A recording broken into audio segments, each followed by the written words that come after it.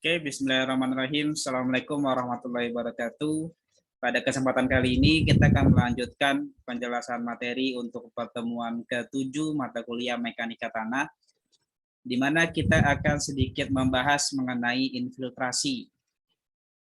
Pembahasan kita pada kesempatan kali ini akan kita mulai dari secara definisi, kemudian bagaimana mekanisme dari infiltrasi tanah, bagaimana prosesnya, bagaimana cara pengukurannya, dan apa bentuk aplikasinya dari infiltrasi tanah itu sendiri. Kemudian kita juga akan membahas mengenai kelembaban tanah. Adanya infiltrasi menyebabkan terjadinya peningkatan kelembaban tanah yang nanti akan berkaitan juga dengan beberapa aplikasinya. Bagaimana cara pengukurannya dan manfaatnya nanti seperti apa ketika kita melakukan pengukuran mengenai kelembaban tanah. Oke, pertama kita akan mulai terlebih dahulu dengan infiltrasi tanah. Di awal ini kita akan mulai terlebih dahulu dengan air bawah permukaan. Jadi air bawah permukaan adalah semua bentuk aliran air hujan yang mengalir di bawah permukaan tanah. Aliran tersebut terjadi akibat adanya struktur pelapisan geologi. Jadi dalam hal ini dalam bentuk tanah, yang mana adanya beda potensi terkait dengan kelembaban tanah dan adanya gaya gravitasi bumi yang menyebabkan terbentuknya aliran air hujan di bawah lapisan geologi tersebut.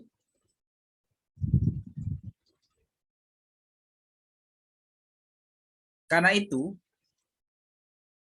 untuk bisa memahami bagaimana air bawah permukaan, kita harus bisa mengetahui bagaimana proses, bagaimana mekanismenya sehingga bisa terjadi adanya aliran air hujan yang berada di bawah lapisan geologi atau di bawah permukaan tanah, dan juga bagaimana proses dan mekanismenya sehingga air di dalam tanah itu bisa tertahan. Kemudian selanjutnya kita juga perlu untuk mengetahui bagaimana karakteristik dari air tanah. Jadi seperti kita ketahui, air tanah menjadi salah satu kebutuhan yang penting terkait dengan kehidupan sehari-hari pula, baik itu untuk mencuci, mandi, ataupun untuk minum, dan kebutuhan-kebutuhan memasak misalnya. Kemudian kita juga perlu nanti mempelajari bagaimana gerakan air tanah itu sendiri. Ini mungkin yang menjadi salah satu pembahasan utama pada kesempatan kali ini nantinya yang akan kita bahas. Bagaimana sebenarnya gerakan air tanah. Kemudian goal yang paling akhirnya nanti adalah atau tujuan yang lainnya yaitu mengenai bagaimana kita bisa memanfaatkan air tanah atau bagaimana kita bisa mengkonservasi atau menjaga keberlangsungan dari si air tanah tersebut. Jadi jangan sampai ada pemanfaatan yang tidak sesuai dengan ketersediaannya atau mungkin ada dari sisi kualitasnya yang menurun. Kemudian terkait dengan infiltrasi sendiri, kita nanti akan membaginya menjadi dari definisinya, kemudian ada istilah kapasitas infiltrasi dan perkolasi. Secara definisi terlebih dahulu, infiltrasi adalah proses aliran air yang masuk ke dalam tanah. Jadi ketika terjadinya hujan, kemudian hujan itu mencapai permukaan tanah, ketika air tadi yang berada di permukaan tanah masuk membentuk suatu aliran air, maka itu yang nanti dikatakan sebagai infiltrasi. Jadi airnya yang masuk ke dalam tanah. Kemudian dalam infiltrasi sendiri kita mengenal istilah kapasitas infiltrasi, di mana kapasitas infiltrasi menunjukkan laju maksimum gerakan air yang masuk ke dalam tanah, yang mana laju ini akan menggunakan satuan milimeter per jam. Kemudian setelah infiltrasi, setelah air itu mengalir ke dalam tanah, maka sebagai lanjutan, proses lanjutannya adalah perkolasi. Jadi perkolasi ini yang nantinya akan mengisi air di lapisan yang lebih dalam lagi. Kemudian bagaimana mekanisme infiltrasi itu sendiri? Dimulai dari air hujan yang jatuh ke atas permukaan tanah, kemudian karena adanya gaya gravitasi, kemudian ada gaya kapiler tanah, barulah nanti akan terbentuk aliran dari si air tadi yang berada di dalam tanah. Air hujan masuk ke dalam permukaan, masuk ke dalam tanah itu melalui pori-pori permukaan tanah. Jadi tanpa adanya pori-pori tadi, maka tidak akan bisa terjadi infiltrasi yang mana mengisi ke dalam tanah atau ke bawah permukaan. Kemudian karena adanya gaya gravitasi yang mana laju aliran karena gaya gravitasi ini dibatasi oleh diameter porinya. Jadi seperti yang kita bahas sebelumnya, pada satu kolom tanah, maka butiran-butiran tanah itu satu sama lainnya akan membentuk pori-pori atau ruang-ruang kosong yang mana itu akan menjadi ruang untuk aliran si air tadi. Karena itu secara gravitasi lajunya itu dibatasi dengan diameter dari porinya. Kemudian adanya gaya gravitasi inilah yang menyebabkan terjadinya air laju aliran yang bergerak secara vertikal. Kemudian untuk gaya kapiler tanah, adanya gaya kapiler tanah itu menyebabkan pergerakan dari si air tadi di dalam tanah, bisa dia bergerak tegak lurus ke atas, bisa dia ke bawah, bisa pula dia secara horizontal. Ini terkait dengan tegangan kapilernya nantinya. Jadi inilah yang menyebabkan ketika kita misalnya menggunakan sumur, kita seakan-akan menarik air itu untuk mengisi sumur yang kita siapkan. Kemudian gaya-gaya kapiler tanah ini kita hanya bisa menemukan pada tanah dengan pori-porinya yang relatif kecil. Karena tegangan kapiler ini terjadi pada diameter pori yang relatif kecil dia. Kalau terlalu besar maka gaya gravitasi yang lebih dominan untuk mengatur pergerakan alirannya nanti. Jadi ketika porinya itu relatif kecil, maka ini akan berpotensi untuk terjadi gerakan secara vertikal, tegak lurus, ataupun secara horizontal nantinya. Tergantung bagaimana beda potensialnya dari masing-masing porinya tadi. Jadi secara umumnya kita nanti bisa membagi mekanisme infiltrasi yang dimulai dari proses masuknya air hujan melalui pori. Kemudian dilanjutkan dengan ketika dia sudah berada di dalam permukaan tanah, maka akan ada proses penampungan air. Jadi air itu tertahan karena adanya gaya kapiler misalnya. Dan bagaimana proses aliran.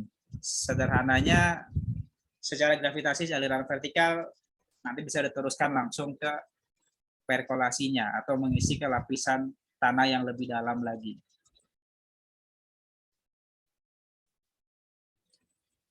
Kemudian yang menjadi faktor penentu infiltrasi sendiri yang pertama adalah tekstur dan struktur tanah, kemudian kelembaban awal dari si tanah tadi yang diisi atau yang menerima air hujan, kemudian bagaimana aktivitas biologi, jadi adanya contohnya yang paling sederhana adanya cacing, dia bisa menambah ukuran pori-pori dari tanah itu sendiri. Jadi ketika pori bertambah, maka kapasitas atau infiltrasinya akan semakin bertambah. Kemudian adanya unsur-unsur organik yang sebelumnya kita bahas, ada keterkaitan antara bagaimana ikatan air dengan butiran-butiran tanah ketika adanya unsur organik yang tercampur di dalam suatu kolom tanah. Jadi di beberapa kesempatan ketika adanya bahan-bahan atau unsur-unsur organik dalam tanah, dia lebih mudah untuk menahan air di dalam tanah. Dan dia juga bisa menjadi salah satu triggernya, apakah itu serangga, apakah itu cacing, untuk dia bisa beraktivitas di dalam permukaan tanah nantinya. Yang kita mungkin lebih mengenalnya dengan menggemburkan, sehingga tanah akan bisa lebih masuk, kemudian tanah lebih mudah untuk tertahan di dalamnya, tidak menjadi suatu air larian nantinya. Jadi berbeda dengan tanah yang padat, sulit air untuk terinfiltrasi ke dalam, maka nanti akan menjadi suatu air larian yang nantinya akan langsung mengisi atau akan langsung menuju ke suatu permukaan, aliran permukaan apakah itu sungai ataupun danau dan lain sebagainya. Kemudian faktor berikutnya adalah jenis dan kedalaman serasa yang biasanya di beberapa wilayah hutan tropis adanya serasa ini dia bisa menjadi penahan dari air juga. Jadi menurunkan air larian. Airnya tertahan di sana sehingga nanti perlahan-lahan dia akan mengalami infiltrasi pula. Kemudian yang berikutnya adalah adanya tumbuhan bawah dan tajuk penutup. Ini juga bisa menjadi salah satu faktor penentu infiltrasi. Kemudian terkait dengan laju infiltrasi sendiri setidaknya ada 3 faktor penentunya. Yang pertama adalah jumlah air yang tersedia. Jadi ketika tanahnya sudah terlalu jenuh maka dia akan menurun laju infiltrasinya. Kemudian bagaimana sifat permukaan tanah, tadi apakah ada serasa, bagaimana karakteristik serasanya, bagaimana aktivitas geologi di permukaan tanahnya itu akan sangat mempengaruhi bagaimana sifat permukaan tanahnya. Kemudian yang terakhir adalah terkait penentu laju infiltrasi adalah bagaimana kemampuan tanah untuk bisa mengosongkan air di atas permukaan tanahnya. Oke. Selanjutnya, bagaimana cara kita mengukur infiltrasi? Setidaknya ada 3 cara. Yang pertama ada simulasi hujan buatan. Jadi kita mengasumsikan terjadi suatu hujan di suatu lahan yang nanti coba kita ujikan. Kemudian yang kedua penggunaan infiltrometer. Yang ketiga menggunakan teknik pemisahan hidrograf. Pada simulasi hujan, nanti kita menghitung beda volume air hujan buatan. Jadi misalnya ketika 100 ml hujan, kemudian volume air lariannya itu 20 ml. Maka nanti sederhananya diasumsikan 80 ml-nya itu nanti volumenya infiltrasi. Kemudian infiltrometer ini menggunakan suatu alat infiltrometer ganda di mana hasil pengukurannya itu biasanya lebih besar dibandingkan dengan yang realnya di lapangan. Yang terakhir teknik pemisahan hidrograf, kita menggunakan grafik data aliran air yang nantinya bisa kita hitung berapa infiltrasi. Ini alat yang biasa digunakan untuk menghitung laju infiltrasi, 2 ring besi yang padat dengan ukuran diameter yang berbeda-beda. Jadi setelah diposisikan kurang lebih sama tepat di tengah-tengahnya, membagi tepat di tengah-tengahnya, maka nanti akan kita benamkan terlebih dahulu si ring besinya ini. Kita benamkan biasanya menggunakan satu palu karet. Batang kayu ini kita gunakan untuk mensejajarkan posisi dari kedua diameter karena posisinya harus sama, nanti akan diberikan skala di sini.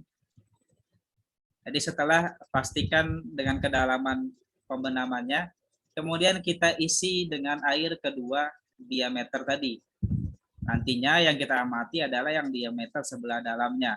Ada berapa nanti pengurangan dalam satuan waktu. Ini yang nantinya akan kita ukur. Biasanya aplikasinya ini,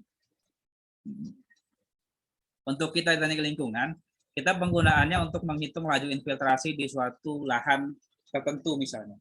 Jadi misalnya ada suatu hutan kota, kita ingin mengetahui berapa sih potensi infiltrasinya di suatu hutan kota.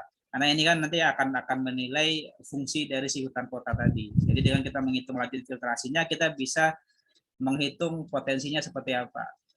Apakah masih baik laju infiltrasinya? Apakah perlu adanya rekayasa terkait dengan karakteristik dari permukaan tanahnya dan lain sebagainya? Ini bisa kita jadikan acuan nantinya. Umumnya seperti itu nanti pemanfaatannya. Mungkin di beberapa kota kita bisa memanfaatkan, apalagi dengan adanya potensi banjir di beberapa wilayah. Nah, kita bisa mengukur sebenarnya berapa sih sebenarnya laju infiltrasinya, dan ini bisa menjadi suatu rekomendasi dalam pengelolaan. Kemudian cara yang lain, kita menggunakan satu kurva yang nanti membandingkan antara curah hujan dan infiltrasi dalam skala waktu. Begitu pula membandingkan antara laju intensitas curah hujan dengan laju infiltrasi, di mana keduanya akan saling berkaitan satu dengan yang lainnya. Karena itulah nanti dalam infiltrasi, aplikasinya adalah kita untuk penjagaan air atau konservasi air. di mana pencagaran air akan berkaitan dengan daerah resapan yang melihat bagaimana dominansi dari vegetasi, kemudian curah hujannya seperti apa, dan bagaimana koefisien resapan. Di mana koefisien resapan kita bisa cari dengan menggunakan data laju infiltrasi terlebih dahulu. Biasanya satuannya itu dalam meter per hari. Berapa meter per hari laju infiltrasinya. Kemudian kita juga harus menentukan terlebih dahulu luas daerah tangkapan air seperti apa dan berapa curah hujan tahunannya.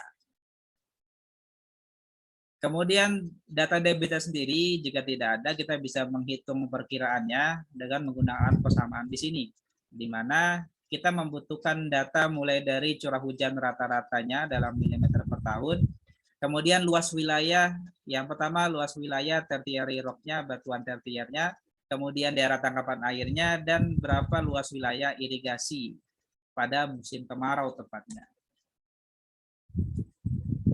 Kemudian sebagai gambaran, di sini beberapa laju resapan air tanah tahunan. Jadi sebenarnya tidak bergantung secara utama terhadap luasnya ataupun curah hujan, tapi yang lebih utama ini adalah koefisien resapannya. Jadi semakin tinggi koefisien resapannya, maka akan semakin besar juga laju resapannya. Oke, kita lanjutkan lagi ke pembahasan mengenai kelembaban tanah. Jadi kelembaban tanah ini akan berbeda tergantung dari bagaimana bentuk tata guna lahannya. Menjadi masalah dia ketika kelembaban tanah itu terlalu tinggi atau mungkin kelembaban tanahnya terlalu rendah. Kemudian agar kita bisa meminimalisir masalah akibat kelembaban tanah ini, maka kita harus memahami bagaimana mekanisme dari munculnya kelembaban tanah tadi dan bagaimana prosesnya sehingga bisa ada kelembaban tanah. Yang selanjutnya kita bisa mengukur ataupun melakukan perhitungan terkait dengan kelembaban tanah tersebut. Oke, untuk kelembaban tanah sendiri, pada wilayah tropis, air hujan tentunya nanti akan masuk melewati pori-pori tanah permukaan. Yang mana proses masuknya tanah yang tadi kita bahas yang melalui infiltrasi, ketika dia masuk ke dalam permukaan tanah, maka bagaimana tekstur dan struktur dari permukaan tanah tadi akan memberikan arti yang penting terkait dengan kelembaban tanah. Yang pertama, ketika tanah itu tidak jenuh, jadi masih ada kelembaban tanahnya yang tersedia. Jadi sederhananya itu kita masih ada menemukan air di dalam suatu kolom tanah. Maka si tanah tadi akan masuk melalui pori tanah. Tapi ketika tanah itu sudah jenuh ataupun dia tanah-tanah berbatu, nah, ketika memang si air tadi masih tetap masuk ke dalam pori tanah permukaan, maka secara otomatis air hujan tadi akan mengisi ke air tanah, bukan di kelembaban tanahnya tadi. Mengapa bisa terjadi kedua hal tersebut? Yang kedua, hal tersebut terjadi karena yang pertama, adanya teksturnya yang berbeda-beda pada berbagai macam permukaan tanah. Jadi jumlah fraksi tanahnya seperti apa ini akan sangat menentukan bagaimana kelembaban tanah. Apakah dia hanya sebagai menambah kelembaban tanah atau dia nanti bisa sampai mengisi ke air tanahnya. Kemudian terkait dengan struktur ini akan berkaitan dengan kecenderungan butiran tanah membentuk gumpalan. Ya sebelumnya juga sudah kita bahas kenapa beberapa butiran tanah itu dia memiliki kecenderungan untuk membentuk gumpalan. Dalam kelembaban pun kita mengenal ada 3 jenis kelembaban. Yang pertama ada kelembaban higroskopis, yang kedua ada kelembaban kapiler, dan yang ketiga adalah kelembaban gravitasi. Apa bedanya masing-masing kelembaban tersebut? Untuk kelembaban higroskopis, ini merupakan air yang terikat pada lapisan tipis dari butiran-butiran tanah. Sedangkan kelembaban kapiler ini berasal dari gaya tarik-menarik antar butiran tanah. Jadi ketika porinya itu sangat relatif kecil, maka akan ada gaya-gaya yang menarik air, sehingga nanti dikatakan kelembaban kapiler. Sedangkan yang terakhir, kelembaban gravitasi, ini berupa air peralihan menuju pori-pori tanah yang lebih besar. Kemudian dalam kelembaban tanah kita juga mengenal kapasitas lapang atau field capacity, di mana menunjukkan keadaan kelembaban tanah di 2 ataupun 3 hari setelah hujan turun. Biasanya dapat dilihat pada pola kurva kelembaban tanah pada tanah tertentu. Yang menjadi faktor penting dari kapasitas lapang adalah bagaimana tekstur tanah, waktu dan kedudukannya di dalam tanah. Kemudian ketika kapasitas lapang nanti ditambahkan dengan permanent wilting point atau FWP, maka dia akan menunjukkan bagaimana indeks kelembaban tanah yang diperlukan untuk pertumbuhan tanaman. Jadi ini gambarannya bagaimana tekstur tanah dan ketersediaan air. Jadi bagaimana kaitan dari karakteristik tanah, sand, sandy loam, sampai dengan yang clay, berkaitan dengan ketersediaan air, field capacity, dan available water-nya.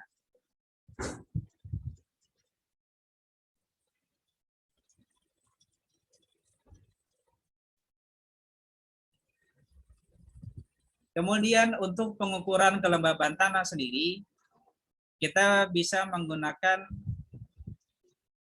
dengan menghitung berapa jumlah air yang hilang dari contoh tanah yang dikeringkan pada suhu 105 derajat minimal pada waktu minimal selama 24 jam, di mana perhitungannya adalah menghitung volume air di dalam tanah per volume tanah atau berat air dalam tanah per berat tanah kering. Nantinya jumlah udara di dalam tanah itu akan sama dengan 5-8% volume tanah. Adanya perubahan tekanan barometer yang naik ataupun turun, itu akan mempengaruhi naik turunnya tinggi muka air tanah. Kemudian adanya perbedaan tinggi muka air tanah, ini nanti akan menyebabkan adanya perbedaan kedalaman air tanah di beberapa lokasi. Kemudian perubahan kapasitas kelembaban tanah juga bisa menyebabkan perubahan kedalaman air tanah tadi. Mungkin itu yang bisa saya sampaikan. Terakhir, sedikit kita bahas. Tadi kita sudah membahas apa definisi dari infiltrasi, kemudian apa saja manfaatnya aplikasi dari infiltrasi itu, kenapa kita perlu untuk mengukur infiltrasi, bagaimana mekanisme infiltrasi, bagaimana cara perhitungannya. Ada 3 metode tadi yang bisa kita gunakan. Kemudian terkait dengan kelembaban, apa proses dan mekanismenya juga sudah kita bahas. Ada 3 jenis, ada 3 tipe kelembaban, higroskopis sampai dengan yang gravitasi. Jadi kalau bisa kita sudah bisa memahami apa perbedaannya. Dan kita juga membahas terkait dengan field capacity atau kapasitas lahan, yang nantinya juga kita lanjutkan sampai dengan tadi bagaimana perhitungan kelembaban tanah itu sendiri. Di akhir ada beberapa pertanyaan, silakan bisa dicatat terlebih dahulu dan nanti bisa dikerjakan di kertas lembar dan nanti dikumpulkan seperti biasa melalui Google Classroom. Yang pertama, jelaskan mekanisme dari infiltrasi itu sendiri. Jadi jelaskan bagaimana mekanisme infiltrasi. Yang kedua, sebutkan 3 cara pengukuran infiltrasi. Yang nomor 2, sebutkan 3 cara pengukuran infiltrasi. Yang ketiga, apa yang dimaksud dengan kelembaban higroskopis. Jadi ada 3 kelembaban tadi sudah kita bahas, sudah saya sebutkan. Nomor 3 ini, apa yang dimaksud dengan kelembaban higroskopis. Gitu saja, kita sudah setengah jalan, kita sudah sampai membahas mengenai air kapiler dan permeabilitas tanah. Minggu depan kita ujian tengah semester, silakan dipersiapkan dengan baik. Materinya mulai dari pengertian tanah sampai dengan infiltrasi yang kita bahas sebelumnya. Mungkin itu saja yang bisa saya bahas pada kesempatan kali ini. Kurang lebihnya mohon maaf. Saya tutup dengan hamdalah. Alhamdulillahirrabbilalamin. Assalamualaikum warahmatullahi wabarakatuh.